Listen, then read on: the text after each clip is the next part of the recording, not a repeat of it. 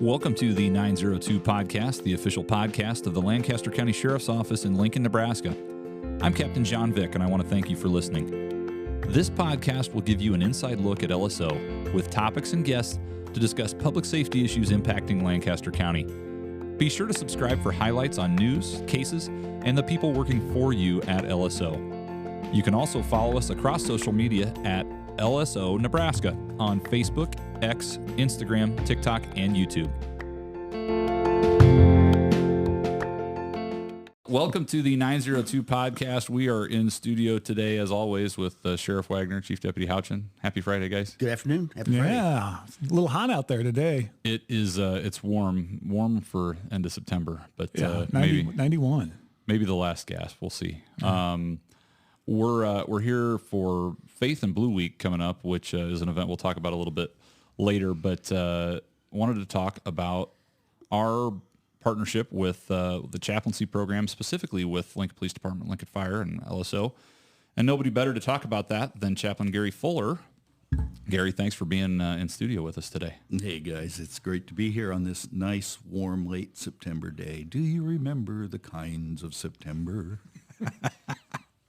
This is how it's going to go today, huh? This is how it's going. I think I should have added more background music. Yeah. So yeah. So Gary what's the official term, Gary? Is it lead chaplain, head chaplain? I am no longer the lead chaplain. You're not? Deb Badir is Okay. our lead chaplain, and Julie Poulis is our assistant lead chaplain. Super. When did that transition happen? Let's see, in March. Okay. All right. So you're the immediate past president then? Yes, something Okay. like that. Something like that. Well, That's the best job to have. I got a cut and pay, fair enough. Well, as we're all volunteers, of course. Okay. we've obviously had a lot of activities with you over the years and things like that, and you've been a good friend of the sheriff's office. But we wanted to have you on to talk about the chaplaincy program and how that relationship works. But before we do that, let's give our audience a little background on Gary Fuller and how did Gary become Gary? Awesome. So I was born in Fargo, North Dakota. There's a whole story behind that, but I tell people I grew up in Nebraska and I grew out in Colorado. And if you've seen me, you'd understand that. Came back to Lincoln in the mid-'90s and met and married my dear wife, Lynn, who is a school principal here in Lincoln. And I have been in ministry full-time for 45 years and 1 month. Wow. And I pastor over at the Gentle Shepherd Baptist Church on the southwest side of Lincoln. And as plans go, it seems like we'll be doing that one more year, and then I'll turn the reins over. The church is planning on calling my son, who was ordained a couple of weeks ago. So I was, I was working at Russell Stover's Candies and as a candy maker. And it seemed like the Lord's voice to me every day was, are you really going to work and make people fat the rest of your life, or do you want to do something for eternity? And I kind of weighed that out, and I like the sugar idea, but I also like the eternity idea. So I surrendered to go into the ministry, went off to Pacific Coast Baptist Bible College in Los Angeles and got my education there, finished up in Peoria, Illinois, at Fellowship Baptist College, taught in college for several years, taught music, and have kind of been in ministry and pastoring here and there, and got to come back to my hometown, Lincoln, and start a church in 1997. So your college, is that 4 years just like any other, or how does that work? Yes, there's a graduate degree in 3 years, bachelor's in 4, and then I have received an honorary doctorate also. So was Interesting. Obviously at Russell Stover, the light bulb kind of came on a little bit, but was that on your radar, growing up, as far as your list of what I want to be when I grow up? No, great question though. My mother had worked for Russell Stover's. I think over her career, she'd worked there for 50 years. And so it was just kind of a natural deal to go into that line of work. So you didn't watch Lucy on I Love Lucy show, sticking those chocolates in her mouth? And Sheriff, that is a classic. I love that one. Sticking them in her mouth, under her hat, and elsewhere. Yeah. Oh my God, guys, you are showing your age on this one. That's black and white, brother. That is black and white stuff right there. Yeah, I get a kick out of that every time I see it. Man. Well, I think they do that so that because eventually you just get tired of eating the chocolate, right? So they figure, well, if we give it to them, then Well, you have to. So I would watch as people came to work there, and they were fairly fit and trim, but we're allowed to eat all the candy that we could as long as it's seconds or thirds or something like that. But I'd watch over the months as people's physique began to expound because they couldn't eat it fast enough, I guess. okay. Yeah, a lot of sugar rolling around in that place. Mm-hmm. I went on one of those brewery tours. I think, speaking of Colorado, I think it was at the Coors Brewery. And they said that they get, the people that work at the factory get like 2 beers a day or something that they get for free. I think the Miller, they get 2 cases a week, I think. Oh, okay. Yeah. We'll do a little different. So Anyway. I don't know. Policy review's coming up, Ben. We'll have to talk about that one. Oh, all the beer you can drink. Yeah. Maybe another show. another time. Yes, another time. Okay. What's this one about? Faith and blue? I know. We're talking about the booze. I Okay. know it. Well, somehow. Alrighty. These guys have been out of control all day. So Yeah, it's Friday. It's Friday. It's just going off the rails. But with the ministry, you started in '97 here in Lincoln. Then when did you? How did that transition then? Or maybe transition is the wrong word. But how did you get connected with the LPD Chaplaincy Corps? Captain, that is the greatest question. I love this story. One of our chaplains, Jonathan Musgrave, also heads up the Child Evangelism Fellowship here in Nebraska. And we invited him over to our church on a Sunday morning to present what they do and how they help children. And he was wearing the uniform of a law enforcement chaplain and also had the van with all the markings on it. And I said, John, what is that all about? And he told me about chaplaincy. And I said, where do I sign up? So he gave me an application, and I came in before the captains and the chiefs of the fire department and had an interview. And they said, why have you waited to do this? And I said, I didn't know about it till just now. And so that was in 2006, the very end of 2006. And I'll tell you what, I have enjoyed chaplaincy ever since. Mm-hmm. Awesome. We'll talk about maybe the positions in the program a little bit once we get into the chaplaincy corps itself. But what positions have you held, in ministry during your time in ministry, but then also in the chaplaincy corps? Okay, well, the list is kind of long, but in ministry, there's been pastor, assistant pastor, associate pastor. I always say assistant pastor and associate pastor starts with the same 3 letters. But anyway, camp director. And both have a jawbone, right? That's right, to slay the Philistines. That's right, yeah. A lot of Philistines out there need slaying. Yeah. Camp director, actually school administrator and principal and teacher, college professor. My goodness, I was in evangelism off and on for 10 years, primarily music evangelism, took me all around the world. Yeah. Can't hold a job. I can't keep one down. They won't let me stick around. They kick me out.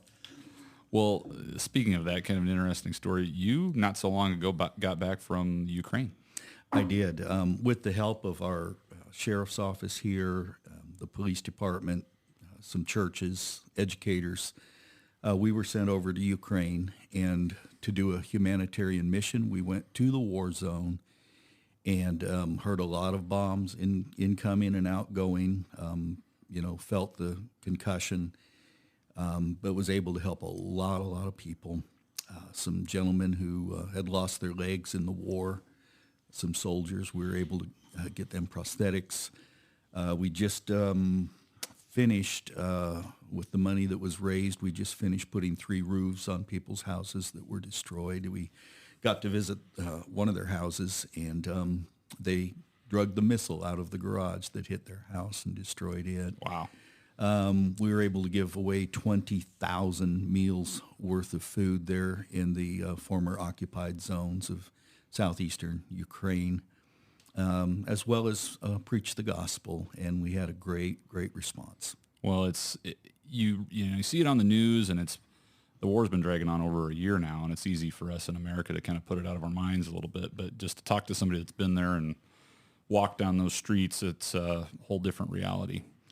we're almost at 19 months right now, and I hope that just because we have other things in the news cycle, we don't forget to think about the plight of those people over there, what they're going through. And, I almost felt a little PTSD, or PTS anyway, but then I thought, well, that's unfair. These people have lived under it for all of these months.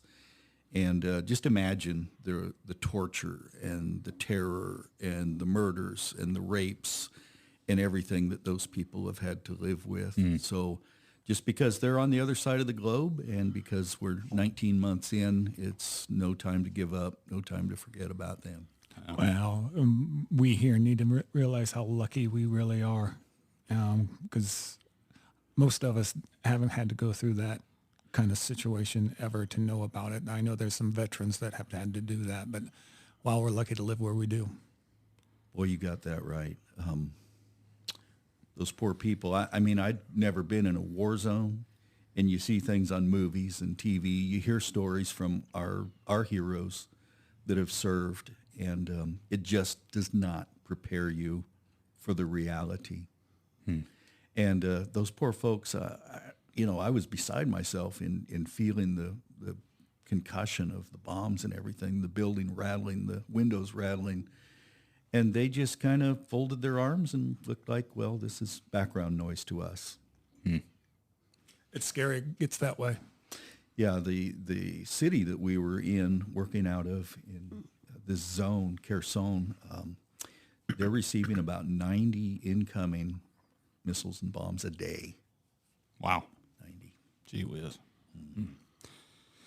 Well, that is so impressive that you went and did that, and you got to use some of our equipment and things of that nature too. So that was. Thank you for the armor. That was a dropped blessing. off some of those. We dropped it off to the heroes there in Ukraine and allowed them to use it. Awesome. If you want a challenging career, a career where you can make a difference in your life, your family's life, and the lives of those in your community, come and join the Lancaster County Sheriff's Office. To learn more or to apply, visit us online at www.joinlso.com. Let's move back to this side of the globe a little bit, and we'll talk about the Chaplaincy Corps itself. So maybe can you take us back to the beginning of when the Chaplaincy Corps got started? How did it come to be in place in the first place? That is a great question. I believe it was 1978. The Ministerial Association, the City Mission, and law enforcement got together and decided that this is something that was needed for our community. A group of people, ministers, people that had been credentialed in ministry, and then trained to help the citizenry on behalf of law enforcement and our first responders. And so they formed the Lincoln Chaplaincy Corps at that time. And then in 1979, one of our hero firefighters was killed in an accident rushing to a fire. And so Lincoln Fire and Rescue asked if they could partner also with the Chaplaincy Corps. And then we had worked off and on with the sheriff's office for, years, unofficially. But here just a couple years ago or so, we went to Sheriff Wagner here and approached the chiefs of the other departments and discussed the possibility of the Chaplaincy Corps becoming officially a part of the sheriff's office too. And I remember Sheriff Wagner saying, well, why not? It's been so long. We need to do this thing, make it happen. Yeah, it was informally. It had been going on for a long time, Right. And, the only holdup was we had the resource of the van and our chaplains. And if we were out in the county, then how could we respond to an incident here in the city and all that? And he said, well, that's easy enough. We got backup chaplains and there's other vehicles that we could use. And so that was an easy fix. And so we're glad for the partnership with you folks. Oh, absolutely. And we don't have a full-time fire department, in the county. We've got several volunteer fire departments, but, really we still have the same needs in our patrol jurisdiction throughout rural Lancaster County that you'd find in the heart of the city of Lincoln. I remember Terry saying, we're all on the same page. Yeah. We're all doing the same work. Yep. So let's share these resources. Absolutely. So how would you characterize the mission of the Chaplaincy Corps? So we have a little catchphrase that we use. I guess it's our motto, and that is, by the way, now it's called the Lancaster Chaplaincy Corps, and that embraces the full body of the folks that we work with. We need to get you a patch, though. All for it. Let's Maybe design one. We've got some hats. I mean, it seems like he's got both shoulders covered. Maybe we get you a hat with us. Get you a hat. I need a third shoulder to represent the sheriff's office. Anyway, our motto is a ministry of presence, which encompasses both our first responders and our help and our support of them, as well as on behalf of them, the citizens of Lincoln and Lancaster County.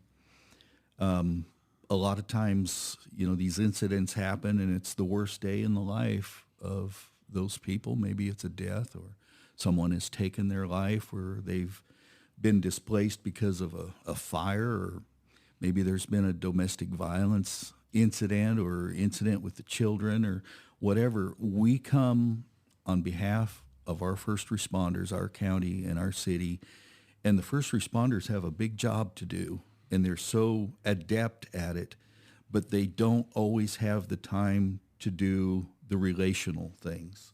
And so we can sit with the people and talk with them, and if offer prayer if we feel like they would like that. We can resource them spiritually, emotionally, physically, however we can help them on behalf of our law enforcement and our firefighters, first responders.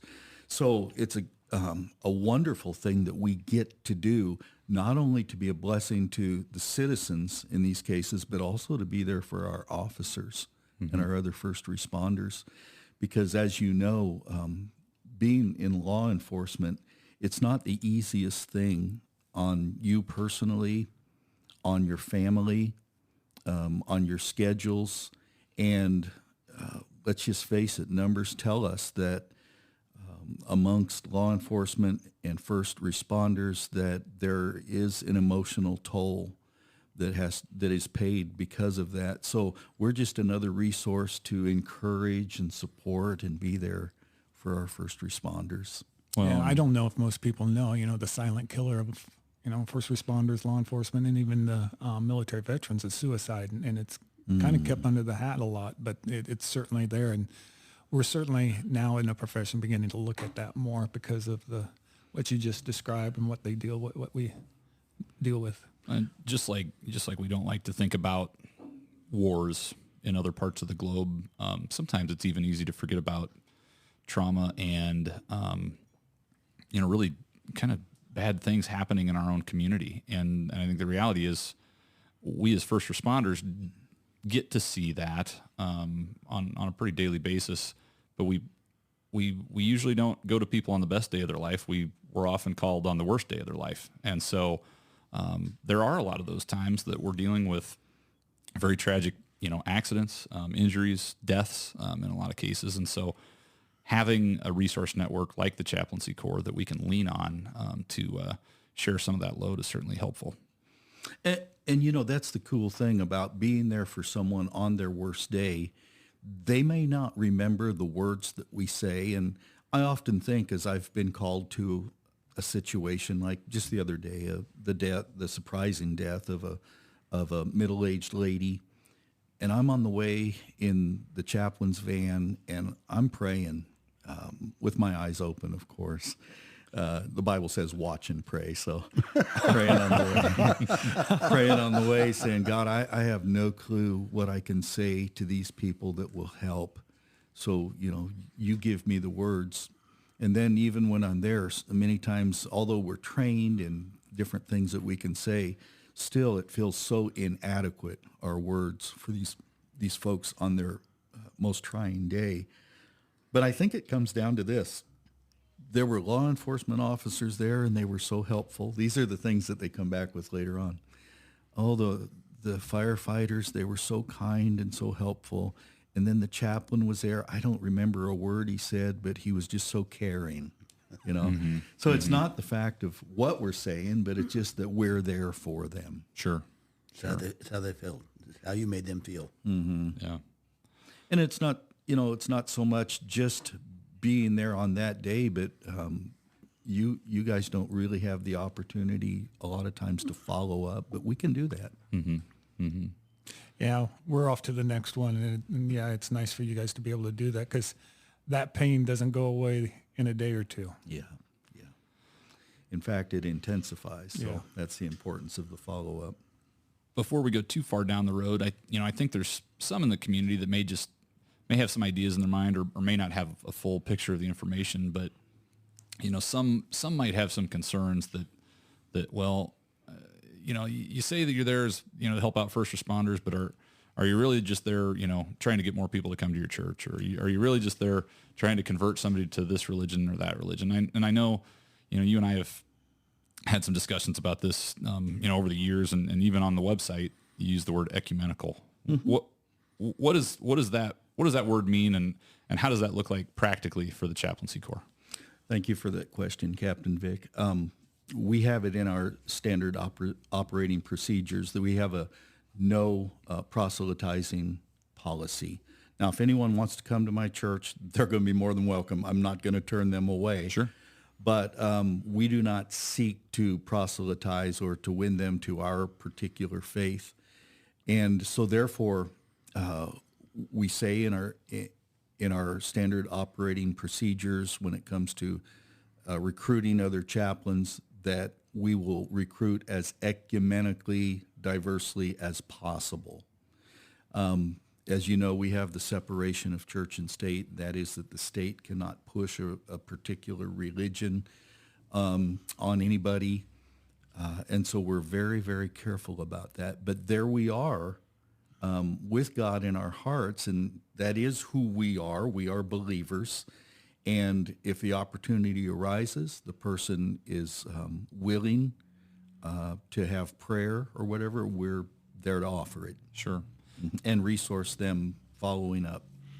And the Constitution also says, you know, that the government won't restrict, you know, the practice thereof. The free exercise thereof. That's right. So you're not, you know, you're with a Baptist church, but you have many faiths that are represented by the Chaplaincy Corps. Absolutely, yes. What are some examples that are currently a part of the group?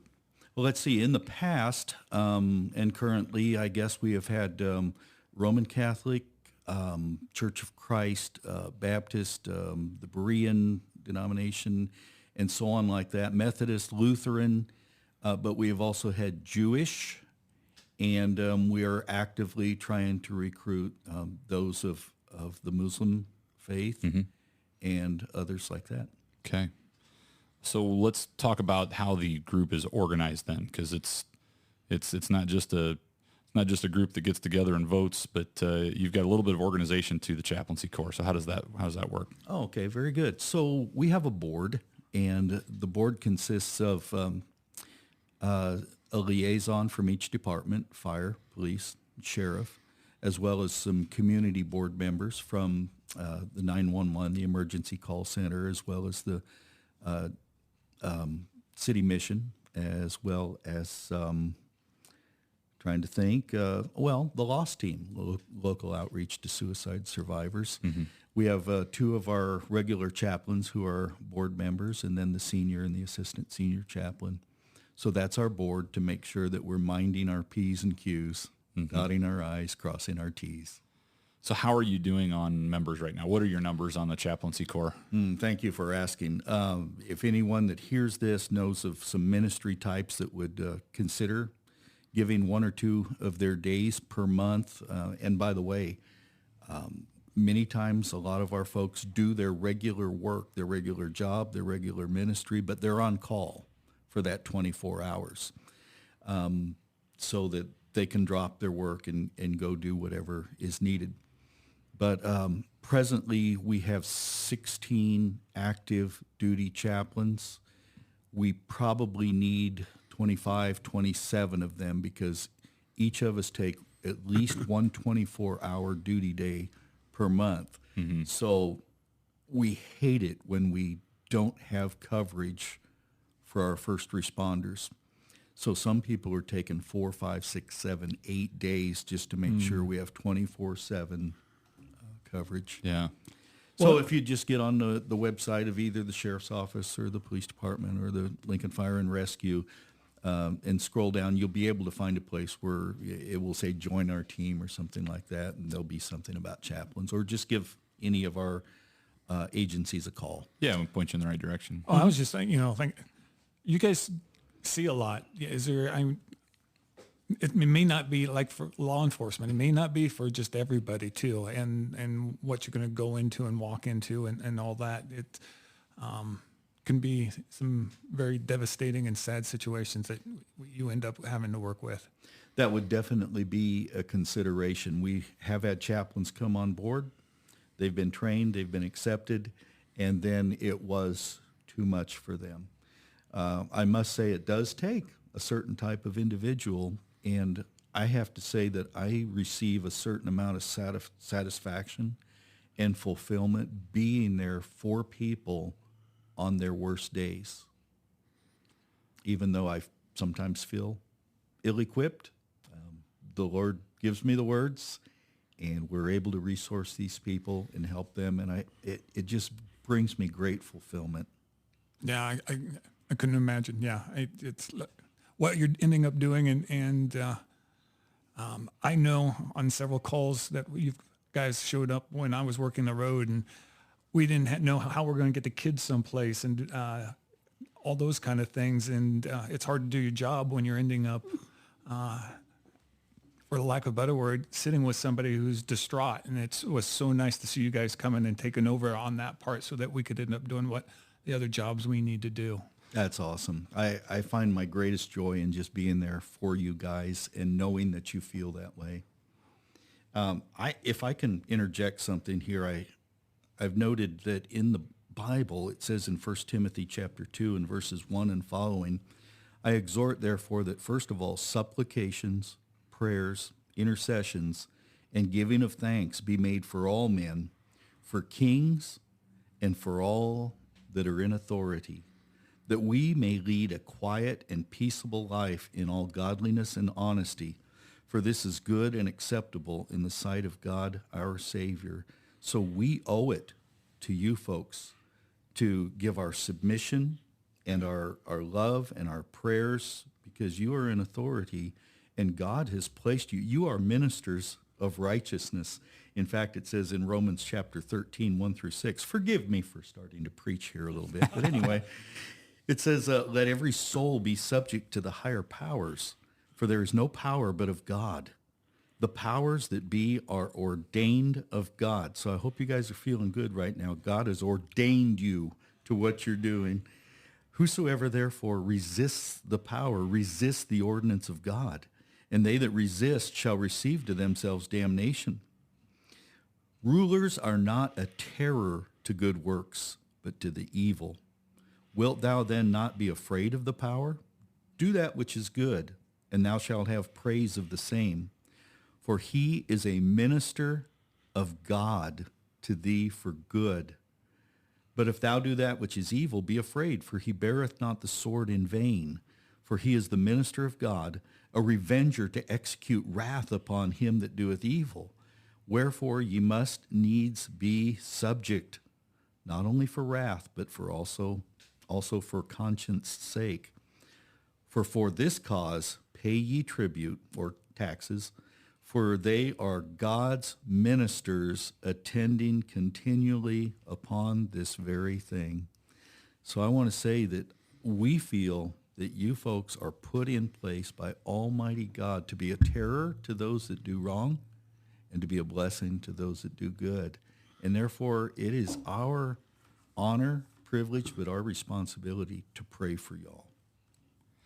If there is someone out there that, this might connect with, and maybe they're getting that itch that, I want to learn more about this, or I want to become more involved, what are the requirements to join the Chaplaincy Corps? So up until a couple of years ago, we had required that minister types, that is people that have been ordained or licensed to ministry, but I think that has been changed a little bit over the last few years. So we do have folks who come as religious-based folks, but have come from the secular world and have a desire to be trained as chaplains. Okay. So So what does training look like? oh, thank you. Very good. So we have a crash course of training for the chaplains. We also require them to go through some of our Lincoln Police Department courses that the police, what's the word? Academy? Academy, yes. Like Citizens for the Academy police stuff, academy. yeah. Mhm. Things like, radio training, domestic violence training, those sorts of things. They receive some of that. We have ongoing training every month, twice a year in the spring and the fall. We have an intensive training. So it's an ongoing training in things like how to work a death incident or a suicide incident, how to work a fire incident, how we should do ride-alongs with our law enforcement and those sorts of things, how to best counsel people, even defensive driving courses we take. They haven't let us out on the range yet to to do that. Have you got tased yet? Yeah, I have. No, I haven't been tased, but I have had the sim rounds shot at me. Yeah, those are fun. Yeah, they'll leave a mark. Yeah, right there in the back of the leg. I can still feel it, I think. Also the bean bags. Yeah. Well, if you ever want, I'm sure we could find somebody like OC and some of that stuff if you ever really want to feel how fun that ones are. I think I'll pass. Okay. Thank you for that. Well, aside from being, pepper sprayed or ride-alongs and things like that, what does a day look like? Or what are some of the things that a chaplain does? We've kind of touched on them, but maybe give our listeners an example of the sorts of things that you do. You've talked about the van and being on duty for 24 hours. So what do you do with the van? I think that may be the best and most practical question yet. So generally we sign on at 9 o'clock in the morning and we are on call for the next 24 hours, sometimes 48. Some chaplains choose to go about their regular daily duties until they're called to an incident. And I'll talk about that in just a moment. Some of us choose to really plug in, and we visit the administrations of all of our first responders, the sheriff's office, the police chief's office, the fire chief's office, and just remind them that we are there for them and what they mean to us and how we can be of a help, and offer prayer if they're up to that. We'll also go by different fire stations. Generally, we have a fire station of the month. There's 16 fire stations right now. So the first month, the month of January, Fire Station 1 and Fire Station 13 are our special stations of the month. So we'll go by and encourage them. And just it's just a reminder, remember, ministry of presence, that we're there for them.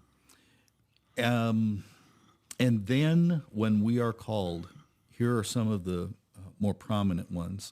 It may be a transport. There's a situation where there are children that need to be transported either to safety or because of a lack of car seats maybe or something. We keep them in our van and we're called upon to do a transport of children or ladies that have been in a domestic violence situation. We'll take them to a safe place. So transports is one of the main things we do. There's the Friendship Home, and there's the City Mission, and the Law Enforcement Center here where we are transporting folks. Also, there are times when, like I said earlier, there is a death, a suicide, a fire, where we come and we support our first responders and we support those people that are going through these problems. We also help, along with the Red Cross, we help resource them through the coming days. We also help with the ceremonial duties, maybe the Law Enforcement Memorial Day or the 9/11 ceremony. We'll offer benediction and, our prayers and our support during those times. So there's a few of the things that we do. I mean, I remember. I think you were one of the first calls I made when we heard that Troy Bailey died, and just because we knew that there were going to be some hurting people here at the office, and like you say, I don't think you gave any grand speeches or anything like that, but you and your team were just here, and I think just having that kind of comfort and presence meant a lot to people, and we just appreciate you doing that stuff for us. So. I remember also the times where there was the tornado, Hickman, Hallam, Firth, and so on, and the entire team got together to go out and be a blessing and minister to the community. There was a large fire at Nebraska Wesleyan, you'll recall that, and the team gathered up and went. Or, yes, when there is a terrible incident here at the law enforcement center, we'll try to call in some of the other chaplains and just be here as that ministry of presence. There was one time where you'll remember at the county lockup, Sheriff, where one of the officers had taken their own life. And so a number of us went and just sat, and the employees came, just flowed into the office, where the break room where we were, for prayer and encouragement. Yeah.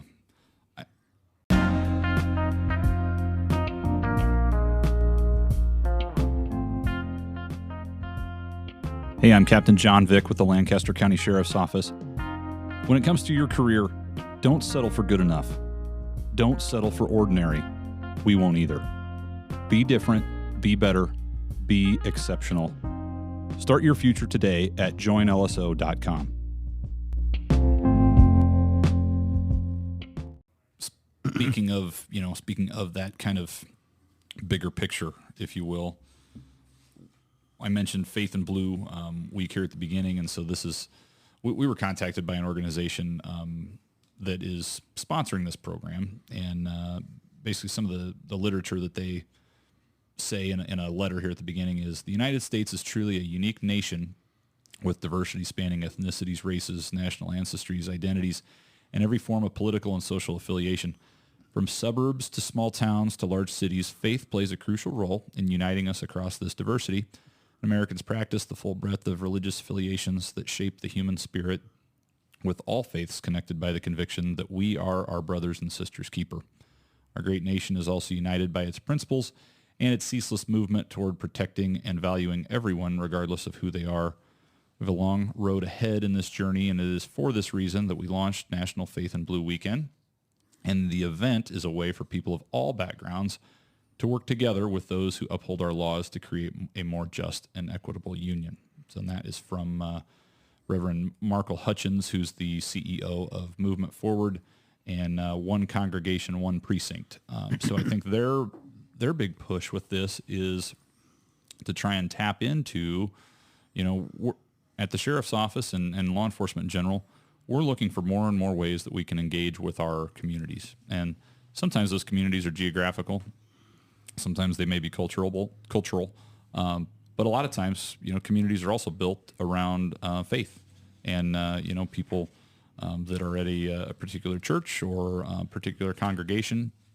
That's the community where they live their lives. And so, I think we just, as an agency, we've participated in some of those events, and I think we've been to Gentle Shepherd for some picnics and things like that in the past. I don't think we had as great of a showing at this last one as we hoped to, staffing wise, but certainly we're open to that, and we want to be able to engage, with our communities, including faith-based communities, in those ways. So I think it's hopefully part of our emphasis on community policing a little bit. Sheriff, would you agree? Yes, sir. Well said, John. Well, the thing is when something goes, like the riots and things, you have to have those groups that sit there, and help support on those things and get that community buy-in on Somebody that. that trusts you, exactly. Yes, and that so that they can go out and talk and let's get this calmed down and not destroy our city. And I totally agree that people have the right to protest and do all that, but let's not break things, and let's certainly not hurt people. If I could interject a little personal story on that one. The chaplaincy was ordered to stand down because of COVID, and they just wanted to protect us.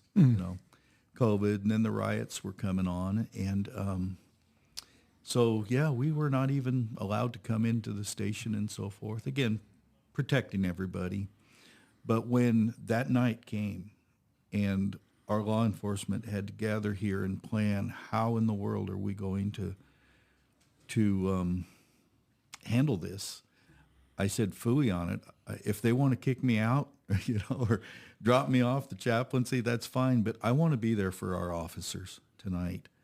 And we had National Guardsmen here, and we had, of course, our sheriff's office was, I think, in charge that night, and the police department. And sheriff saw me, and he said, "Gary, I know why you're here. Do what you do."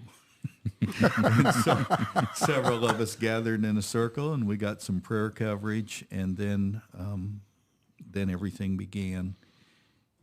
And that's why we're here, to have each other's back. Yeah. To do what you do. Yeah. Yeah. I think people that get into law enforcement, people that get into ministry, I mean, a lot of people that do so many things in our community, plumbers, attorneys, doctors. I mean, we're trying to hopefully contribute to make our communities flourish. Quality life.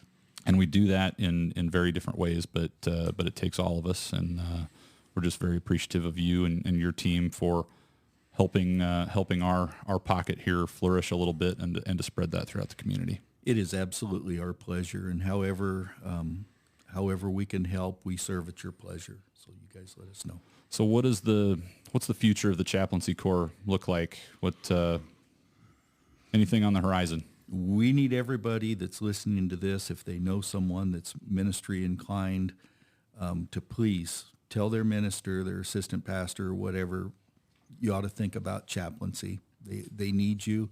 It's a great help to our community, and that would be the big thing. Otherwise, things look bright. Super. Well, we really appreciate the time, Gary. Thanks so much for joining us, and just thanks for everything that you and your team do 24/7, 365. We appreciate the opportunity to come and say a word on behalf of our Corps. Great. Now, we got to make sure we give a plug because Gary is writing a book. I almost forgot about the book. Well, I haven't heard about this. I think you have to talk about the books you're writing when you come on a podcast. So I'm about 95% done, and I've had writer's block for 2 years. But it's a Western novel with all the typical Western stuff, shoot 'em ups and that kind of thing. And I've asked some of our fire chiefs and our sheriff if I could include them as characters in the book. Sheriff Wagner said that the name Terry was not used back at that time, so I believe I changed it slightly. Okay. But he's in it still, so we'll look forward to that. Yeah. Coming out on Amazon and wherever quality books are sold. Super. Well, you heard it here first.